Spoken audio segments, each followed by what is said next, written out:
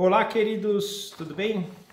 Bem-vindos aí a mais um momento do nosso estudo da Palavra de Deus, continuando a nossa leitura dos Evangelhos Sinóticos. Hoje nós vamos continuar o estudo do Sermão do Monte e, na verdade, já entrando na parte final, então, desse precioso sermão que Jesus deu aí para os seus apóstolos e discípulos na época e que também serve para a gente naquilo que a gente tem batido na tecla, de trazer um parâmetro interior, trazer na verdade agora algo que Deus espera, que ele até quando passou a lei para Israel, desejaria que Israel fizesse, mas que acabou pela tradição humana ficando algo muito exterior, algo que era para ser visto pelos homens, era para que as pessoas que praticassem pudessem ser tidas como superiores, mas que Jesus agora redireciona para não, faz isso no secreto. Isso é algo que você deve praticar saindo do coração, porque é a essência de vocês, não para ser visto pelos outros, mas porque vocês são assim, porque vocês são filhos, porque vocês hoje estão representando aí o irmão de vocês mais velhos. Eu brinco muito nessa palavra do irmão, é o primogênito, Jesus, o filho unigênito que se transforma em primogênito. Então façam por isso, não para ser visto, não para falar que são melhores, que tem uma moral maior. Então Jesus agora passa a nos dar um padrão do que é realmente o desejo de Deus em relação à lei. Ele não vem para abolir a lei, pelo contrário, como a gente já tem dito, ele vem para cumprir os aspectos cerimoniais da lei, ele vem para cumprir os aspectos morais da lei, e ele vem nos ensinar a viver esses aspectos morais da forma com que Deus espera. Então, o Sermão do Monte tem servido para a gente. Hoje nós vamos continuar, então, estudando nessa direção. Mas antes vamos orar pedindo a orientação de Deus para que nós possamos sair desse momento engrandecidos. Papai, muito obrigado por mais um dia estarmos diante do Senhor e diante da Tua Palavra. Muito obrigado por o Senhor nos permitir estar aqui. O Senhor que um dia nos alcançou pela graça, o Senhor nos tirou da escravidão desse mundo, nos tirou do império das trevas e nos trouxe para o reino da luz. Tudo isso pelo Teu amor, porque o Senhor é aquele que faz todas as coisas e que pelo Teu amor, além de sustentar todas as coisas, renova todas as coisas. Nós somos gratos por isso. E humildemente pedimos mais uma vez que o Seu Espírito, que o Senhor Espírito Santo nos encha nesse momento, nos traga entendimento e sabedoria, para que possamos sair engrandecidos e possamos cada vez mais parecer a imagem e semelhança do nosso Senhor Jesus, do Senhor Jesus. Porque é a Tua vontade, Papai. Então nós nos colocamos na mão do Senhor nessa direção para que possamos ser transformados e cada vez mais parecidos com o Senhor. Então nós pedimos humildemente a orientação do Senhor nesse momento e nos colocamos nas Tuas mãos. E fazemos isso no amor e na graça do nosso Senhor Jesus Cristo. Amém. Então, gente, nós vamos avançar pelo capítulo 7 do Evangelho de Mateus, começando a leitura do versículo 1 ao versículo 5, que nos diz assim: Não julguem para que vocês não sejam julgados, pois da mesma forma que julgarem, vocês serão julgados, e a medida que usarem também será usada para medir vocês. Por que você repara no cisco que está no olho do seu irmão e não se dá conta da viga que está em seu próprio olho? Como você pode dizer para o seu irmão: Deixe-me tirar o cisco do seu olho, quando há uma viga no seu? Hipócrita, tire primeiro a viga do seu olho, e então você verá claramente para tirar o cisco do olho do seu irmão. Então, até aqui a palavra de Deus.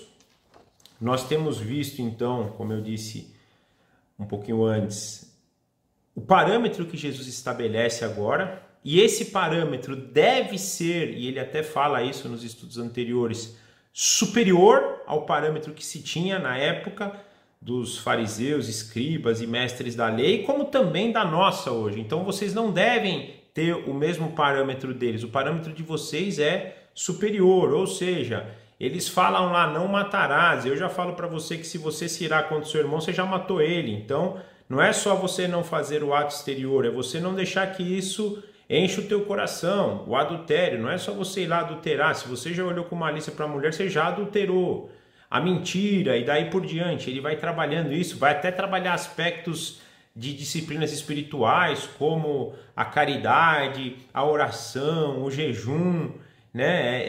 Ele vai trazer um redirecionamento para o interior daquilo que Israel tinha transformado em ato exterior, principalmente para se colocar como superiores, tanto os líderes quanto a própria nação.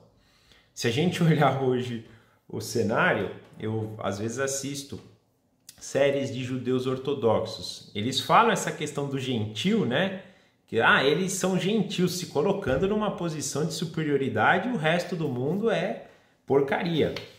E entendo que Jesus está trazendo nessa passagem exatamente isso, é esse julgamento, esse tipo de julgamento, né? Você olhar, entre aspas, para um gentil e falar, ele é impuro, ele não é santo, ele não é amado por Deus, ele é pecador, ele vai morrer no fogo do inferno. É esse julgamento e também um julgamento que traz a segregação. A gente vê muito no Evangelho, a gente vai estudar durante todo o Novo Testamento que o chamado é para comunhão, e esse julgamento também é um julgamento que traz separação. E eu digo isso porque se a gente olhar no trecho paralelo de Lucas, capítulo 6, versículo 37, além de Lucas dizer que a gente não deve julgar para não ser julgado, ele ainda acrescente, não condenem e não serão condenados. Pelo contrário, perdoem e serão perdoados. Muito parecido com o que Jesus disse na oração do Pai Nosso, né? Perdoe as nossas dívidas, assim como nós perdoamos a quem nos deve. E aí mais para frente, né? Se a gente não perdoar as ofensas dos outros, também o Pai que está no céu também não perdoará as nossas. É isso, a gente ter esse entendimento. E aqui eu penso que tem algo bem importante. Por quê? Porque o Evangelho, quando a gente começa a avançar na nossa caminhada, a gente vai percebendo a nossa necessidade de santificação. Porque a gente é confrontado dia após dia com o nosso pecado e, de novo, não num padrão aqui do mundo, mas no padrão lá celestial, e a gente vai entendendo o que é o nosso pecado. E avançando na passagem, Jesus deixa claro aqui, diante de Deus, o teu pecado é uma viga, comparado a um cisco, quer dizer, um negócio muito grande, comparado a um cisquinho que você pode estar olhando no olho do teu irmão. Então, cara, não olha o olho do teu irmão enquanto você tem um pecado grande na sua vida. Mas eu não peco igual ele grande. Na tua visão não, mas na visão de Deus sim. Porque ele mesmo está falando aqui, o teu pecado para ele é uma trave. Como é que você está querendo falar do teu irmão ali que tem um cisquinho? Né? Então é importante, quando a gente vai caminhando no Evangelho, a gente vai percebendo isso. O próprio Sermão do Monte, se a gente for olhar fielmente, a gente estudou até aqui o capítulo 5 e o capítulo 6. Gente, peguem o capítulo 5, peguem o capítulo 6 e façam um raio-x da vida de vocês. Eu fazer um raio-x da minha vida. A gente vai perceber o quanto a gente tem trave na frente dos nossos olhos, né? Ele fala viga, que viga e trave, né? É a mesma coisa. Mas a gente tem que ter essa visão. E quando a gente deixa esse lado de julgar, a gente passa a ter um lado misericordioso. Eu acho que o grande foco aqui desse primeiro trecho é Jesus falar, em vez de julgamento, exerça misericórdia. A gente vai entender que aquilo que o nosso irmão faz é uma dificuldade que ele tem, da mesma forma que as dificuldades que nós temos, se a gente for fazer um raio-x da nossa vida. E aí o perdão vai ser muito mais fácil, porque a gente vai entender. Isso eu estou falando de forma de julgamento, sem falar nas condições espirituais, como diz Efésios 6, nessa guerra espiritual, da gente entender que é alguém agindo na vida do nosso irmão, que na verdade a gente deveria orar para que esse nosso irmão fosse liberto disso, sem entrar nesse aspecto. Nós quando estudamos Efésios, nós falamos sobre isso, sem considerar isso, mas a gente já deveria ser perdoador por isso. Já não deveria julgar por isso, porque a gente sabe que o nosso irmão está influenciado pelas regiões celestiais malignas, pelas hostes do mal. A gente já deveria, na verdade, em vez de julgar e condenar, a gente deveria, com a autoridade que Jesus já nos deu, exercendo sobre nós pelo Espírito Santo, expulsar quem está fazendo aquilo com o nosso irmão, livrar ele do jugo. Mas não, a gente vai lá e condena, a gente fala, né? Mas nem se a gente entrar só nessa questão aqui desse contexto, que a gente olhar que nós somos grandes pecadores, como é que eu posso falar dele? Isso não quer dizer que nós devamos nos conformar às coisas do mundo. Nós estamos falando de julgar, de condenar e de perdoar. Mas isso não quer dizer que a gente... Então se você está falando que eu não posso julgar... como é que eu vou parametrizar o que é certo e o que é errado se eu não posso julgar? Não é sobre isso que a gente está falando. Então, quando nós hoje vivemos uma vida em santificação, o Espírito Santo trabalhando, né, a nossa mente, o nosso espírito e o nosso coração, ele vai confrontar a gente com essas coisas erradas. Então, por exemplo, a questão da mentira. Ele vai estar confrontando a gente. E nós vamos reconhecer que aquilo é errado. Nós só não vamos ficar julgando os irmãos. Então, por exemplo... Eu já falei isso algumas vezes, né? Eu tomo uma multa de carro.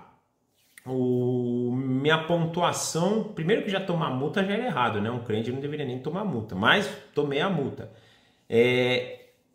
Eu tô com a minha pontuação já elevada. Se eu tomar reconhecer aquela multa, eu vou ter minha carteira suspensa. Eu pego lá o papelzinho, em vez de pôr meu nome, eu ponho o nome da minha esposa, porque não tem pontuação. Ou seja, eu estou mentindo. Isso é errado. Eu não devo me conformar com isso, porque o mundo fala que isso é certo. Que é isso, cara? Põe lá. Não tem erro, não. Todo mundo faz. Fica tranquilo. Eu não devo me conformar com isso. Eu não vou ficar julgando esse irmão que faz. Você é um pecador, você é isso, você é aquilo, você vai... Mas eu também não vou falar que é normal e vou fazer... Então, o julgar é nesse sentido, um julgamento de condenação. Mas eu preciso me parametrizar pela verdade. Então, não quer dizer então, que eu não vou deixar mais de me parametrizar pela verdade. Eu vou, mas não vou ficar julgando quem faz isso. Né? No próprio versículo 6 do capítulo 7 de Mateus, ele fala: não deem o que é sagrado aos cães, nem atirem suas pérolas aos porcos. Caso contrário, estes as pisarão, e aqueles, voltando-se contra vocês, despedaçarão. E, gente, isso acontece. Eu penso que quando ele está falando de cães e porcos, ele está falando de crentes e não crentes. De não crentes assim, né? Gente que não é evangélico, e os cães e os porcos até os evangélicos. E que ditos evangélicos. Porque se você chega em dados lugares, querendo exercer esse padrão de santidade, cara, não mente, não põe o nome lá lá vem o radical aí, ó. Lá vem o fariseu aí, ó. Gente, é impressionante hoje. Você querer buscar um padrão de excelência, que é o que Jesus tem dito aqui para nós no Sermão do Monte, passou a ser radicalismo. Isso aí é um radical, tá louco. Ele não evoluiu, ele não avançou, ele é um fariseu. Ele não faz, um religioso sacana. Ele não faz, e não é isso. Né? Então, não adianta, e o ponto aqui importante primeiro, acho que 2 pontos importantes: a forma com que a gente fala, né? E que quando a gente vai com essa forma de julgamento, e ele falou aqui pra gente, o peso que você julga vai ser o peso que você vai tomar porrada na mesma pancada, senão até pior. Aqui ele fala até, né, eles vão despedaçar vocês, então talvez a porrada vai ser maior. Você foi lá com um julgamento numa medida e vai vir dessa medida para cima. Então cuidado com isso, porque você vai estar jogando, né, o que é bom para eles como munição para que eles voltem atirando em vocês. Cuidado com isso, e não é só no mundo aí fora, é no mundo crente. Por exemplo, não adianta chegar para uma pessoa religiosa querendo por esse padrão de moral, que ela vai voltar com porrada, vai voltar com pedra. Se der uma pedrada, ela vai dar 2. Né? E a gente precisa tomar esse cuidado. Aí, voltando nessa questão da gente falar dessa padronização, vamos falar de mentira. Tem que ser num ambiente construtivo, tem que ser num ambiente cheio de espírito, tem que ser de irmãos que realmente estão querendo contribuir um com o outro. Né? Então, por exemplo, poxa, gente, não é certo a gente pôr o ponto lá na carta da nossa esposa de motorista. Vamos conversar sobre isso? Não, eu não estou te culpando, eu não estou, né? Vamos só julgar se é certo, se não é certo. O que a palavra de Deus diz a respeito disso? Vamos chegar no entendimento. É nesse lado, e não chegar, é errado, viu? Você pôr o ponto da carteira na sua esposa, você é um pecador, vai para o inferno. Vocês entendem a diferença? Eu não dar essa pérola para eles, eu não dar, né, o que é santo para eles, porque não mentir é santo. Mas eu estou dando isso como argumento para ele usar contra mim, até porque eu vou virar uma parede de vidro, né? Eles vão olhar para a minha vida como um todo, qualquer escorregadinha, pedrada, pedra para quebrar o vidro dele. E é assim, infelizmente, a gente sabe que a gente é de vidro mesmo, porque a gente está sempre, né, pecando. Essa questão, é importante isso, né? O peso que você julga é o peso que você vai ser julgado. Então, cuidado nessas condições. Jesus está nos dizendo isso, né? E penso muito, de novo, falei ali atrás, e penso que a gente deve olhar para esses trechos aqui do verso 1 ao verso 6 com essa direção. Não julguem, sejam misericordiosos ao invés disso. Não percam a santidade, porque ele fala aqui no 6 isso, né? Vocês têm o que é sagrado, não dê isso. Então quer dizer, vocês já têm, busquem o que é sagrado, vivam o que é sagrado, mas não deem isso, né? Então é importante a gente ter isso. Não julguem, deem misericórdia, mas vivam uma vida. O fato de não julgar não quer dizer que você não vai buscar uma vida sagrada, uma vida separada, uma vida santa. Avançando, versículo 7 do capítulo 7 de Mateus, nos diz assim: peçam e lhes será dados. Peçam e lhes será dado. Busquem e encontrarão. Batam e a porta será aberta. Pois todo o que pede, recebe, o que busca, encontra, e aquele que bate, a porta será aberta. Versículo 9. Qual de vocês, se seu filho pedir pão, lhe dará uma pedra? Ou se pedir peixe, lhe dará uma cobra? Se vocês, que apesar de serem maus, sabem dar boas coisas a seus filhos, quanto mais o Pai de vocês, que está nos céus, dará coisas boas aos que lhe pedirem. Assim, em tudo, façam aos outros o que vocês querem que eles façam, pois esta é a lei e os profetas. Gente, aqui eu acho que é uma das passagens mais maravilhosas nesse aspecto de paternidade, né? E talvez um dos maiores confortos para a gente perder esse espírito de órfão, que nos dá ansiedade, que nos dá separação, que nos traz aí muitas das nossas doenças da alma, as nossas doenças espirituais, o sentimento de orfandade. Enquanto Deus nos chama para um relacionamento de paternidade.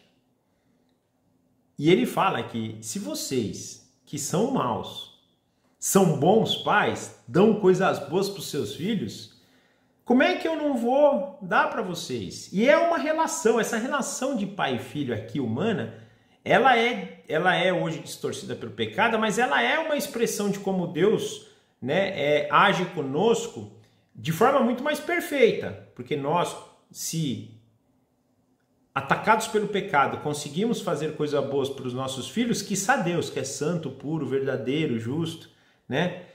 Essa questão de paternidade precisa entrar no nosso coração. E aí nós vamos começar a agir como um filho, né? Vamos pensar na nossa relação como pai e filho, né? Gente, a gente não dá tudo para os nossos filhos. E quando a gente fala dar tudo, não é literalmente dar tudo. Porque eu quero dar tudo para o meu filho daquilo que eu sei que vai fazer bem para ele. Se meu filho me pede algo que é contrário àquilo que vai produzir bem para a vida dele, eu não vou dar, mas isso também é bom. Mas tudo que meu filho pede, os meus filhos, né, eu tenho 3, tudo que os meus filhos pedem aqui que produz coisas boas na vida dele, eu vou me esforçar. A gente não se esforça para dar para eles, né? É a mesma coisa a Deus. E mesmo um não que a gente fala para um filho nosso aqui, e os nãos vão estar linkados sempre a isso, né? A gente vai falar um não para o nosso filho por uma condição que não é boa para ele, né?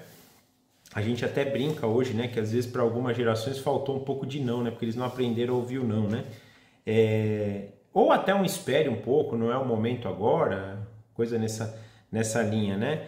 Mas a gente faz, imagina Deus. E, gente, vamos lá. nenhum de nós deixa os nossos filhos passar necessidades, concorda? A gente pode não dar tudo para os nossos filhos que eles querem. Se meu filho quer lá uma coisa muito cara, mas quer futilidade, não vai dar, não vou dar para ele, né? Se tivesse condições e fosse algo que não produzisse mal na vida dele, até daria, mas a gente não deixa os nossos filhos passarem por nada que não seja doloroso para eles, que sejam as necessidades dele, melhor dizendo, né? Eles são supridos em todas as suas necessidades e eles veem, é engraçado, um filho, até por ainda não ter convicção, ele sabe disso. O filho, por exemplo, ele não deixa de dormir com medo do que vai comer amanhã. Um filho não deixa de dormir porque não sabe o que vai vestir amanhã. Um filho não deixa de dormir porque não sabe se vai ter casa para morar, se vai ter médico para ir. Ele sempre, o filho quando precisa, mãe, eu tô doente. Pai, eu preciso de uma roupa. Né? Olha que dinâmica, é isso que ele está falando. Tenham essa dinâmica de filho, vocês não são mais órfãos, vocês são filhos e tenham certeza que nada vai faltar para vocês das necessidades que vocês precisam para crescer em graça, sabedoria e conhecimento de Deus. Nada vai faltar, tenham certeza disso. Peçam e será dado para vocês nessa direção, né? E até o não vai ser dado para vocês quando o não for prejudicial, for necessário, porque aquela coisa, se fosse dita assim, seria prejudicial a vocês, como Paulo disse, que às vezes a graça basta, né? Por exemplo, eu quero algo muito, e a gente às vezes não analisa por essa vertente, né? Mas olha que legal, a gente às vezes pede algo para Deus e recebe um não. Mas mesmo nesse não, Deus vai dar graça para a gente absorver esse não. É o que nem falou para Paulo. Paulo pediu para tirar o espinho da carne 1, 2, 3 vezes. Deus falou, olha, não, mas eu vou te dar, a minha graça te basta. Paulo se confortou ali. Então quando a gente cria este relacionamento, quando a gente confia no nosso pai, um filho que confia no pai, fala, pai, me dá tal coisa para mim, por favor? O pai fala, não, filho, eu não posso te dar isso. O filho vai falar, não, tá certo, eu entendi. Se meu pai não está dando, eu confio no que meu pai está dizendo e está fazendo. Porque se ele não está me dando, é porque não é bom para mim. Então eu vou me conformar nisso. Então é isso. Mas eu acho que o mais importante é a gente ter em mente nessa passagem essa condição disso, da gente perder esse estado nosso de órfão e começar a entender que nós temos um pai. E que esse pai, ele nos dá tudo o que a gente pedir. Ele abre portas para a gente, as portas que podem e devem ser abertas. Ele nos deixa encontrar aquilo que é bom e agradável quando a gente busca. E ele dá para a gente recebe aquilo que a gente pede, se isso vai contribuir para a nossa caminhada de filho. Ele é um pai perfeito e ele quer formar filhos perfeitos. Ele vai dar tudo que a gente precisa para a gente ser perfeito. É nessa direção que possamos buscar, que possamos pedir, que possamos bater na porta para encontrar isso. Reconhecendo que temos um pai. Quando a ansiedade bater na nossa porta, o que eu vou comer amanhã? Será que a política vai estar boa? Será que o ano que vem eu vou estar vivo? Não importa, porque eu sei que eu tenho um pai que a hora que eu pedir para ele, ele vai dar tudo aquilo que eu preciso. E é isso que importa, eu vou viver sobre essa verdade e não com a ansiedade matando meu coração, não com as coisas do mundo aqui tirando a minha paz. Por isso que a gente tem falado muito, gente, quando a gente vive essa verdade, a paz prevalece no nosso coração. E se a gente não está tendo paz, é porque nós não estamos vivendo essa paternidade. Precisamos ter a paz como parâmetro. Nós estamos conseguindo colocar a nossa cabeça no travesseiro e dormir em paz? Indiferente da dificuldade que eu estou passando? Sim. Então quer dizer que eu entendi essa questão de paternidade. Agora, se a ansiedade tem batido o meu coração, se eu tenho tido dificuldades, não só no dormir, mas durante o dia, tudo é porque eu não estou reconhecendo a paternidade de Deus na nossa vida. Isso é importante, né? Só uma coisa importante também, a passagem paralela dessa no versículo 6 do capítulo 38 de Lucas, fala assim, deem e lhe será dado. Uma boa medida, calcada, sacudida e transbordante será dada a vocês, pois a medida que vocês usarem também será usada para medir vocês. Aqui ele fala de novo da medida, né? uma coisa importante isso, não só pedir, mas dar também. Mais bem-aventurado é o que dá do que o que recebe. Quando a gente passa a ter essa vida de abençoadores, porque a gente precisa entender que como filhos nós somos abençoados. E nós somos abençoados agora para abençoar também. Porque no próprio Mateus, versículo 2 do capítulo 7, fala assim, né? Façam com os outros o que vocês querem que façam com vocês. Aliás, a lei é isso, o amor é isso, né? É a gente fazer pelos outros aquilo que a gente quer que façam com a gente, né? É daí que vem a lei, daí que vem os profetas, é daí que a gente entendeu o que está dizendo no Sermão do Monte. A gente ter esse entendimento de dar, de abençoar, de poder fazer com os outros aquilo que nós queremos que façam com a gente. Pô, eu não quero que ninguém minta para mim, então eu não vou mentir para os outros. Eu não quero que ninguém me roube, então eu não vou roubar os outros. Eu não quero que ninguém seja infiel comigo, então eu não vou ser infiel com os outros. É mais ou menos nessa direção, e aí a gente vai entender a lei, aí a gente nem precisa mais de escrito, a gente vai ter a lei gravada no nosso coração. O que eu não quero que faça comigo? Não vou fazer com os outros. Eu quero ser reconhecido, eu preciso reconhecer os outros primeiro. Eu quero ser amado, eu vou amar os outros primeiro. Né? Essa é a dinâmica da lei. Quando a gente entende isso, a gente entendeu o amor. E quando a gente entendeu o amor, a gente entendeu toda a lei. E qual vai ser o parâmetro hoje? Eu preciso ler em algum lugar? Não, eu vou olhar para o meu coração e falar, o que eu queria que fizessem comigo? Ah, não queria que me roubasse. Pô, então eu não vou roubar. Poxa, eu não gosto quando mentem para mim, não queria que mentisse para mim. Então eu não vou mentir. E essa vai ser a dinâmica da vida. Quando a gente passar a dar isso primeiro, quando a gente passar a abençoar primeiro, quando a gente coloca o outro acima da gente nesse sentido de fazer com o outro o que a gente quer que façam com a gente, a nossa caminhada vai ser mais suave. A gente vai entender a lei, a gente vai conseguir produzir aquilo que Deus espera de nós. E ainda terminando, então, eu vou ler uma última passagem do capítulo 6 de Lucas, do versículo 39 e 40, que diz assim, Jesus fez também a seguinte comparação, pode um cego guiar outro cego? Não cairão os dois no buraco? O discípulo não está acima do seu mestre, como também aquele que for bem preparado será como o seu mestre. Então, ainda nessa questão aí do cisco, do outro e tal, eu acho que aqui o grande ponto, né? Para a gente poder guiar uma pessoa, dirigir ela no entendimento, para que aqui ele fala do buraco, né? Porque as duas não se embananem e caiam no buraco, nós temos que ter essa preparação, e essa preparação tem a ver no nosso relacionamento com Cristo, tem a ver de como nós estamos buscando essa semelhança. Eu tenho batido muito isso na tecla, até nessas orações iniciais, da gente entender que o nosso grande propósito aqui é parecer com Cristo. Cristo é o primogênito, Cristo é aquele que deve ser imitado, é aquele que veio cumprir plenamente. Ele tem um aspecto cerimonial, ele foi morto como o Cordeiro de Deus que tira o pecado do mundo, mas ele foi aquele perfeito. Ele, para ter sido o Cordeiro, ele teve que ser o santo.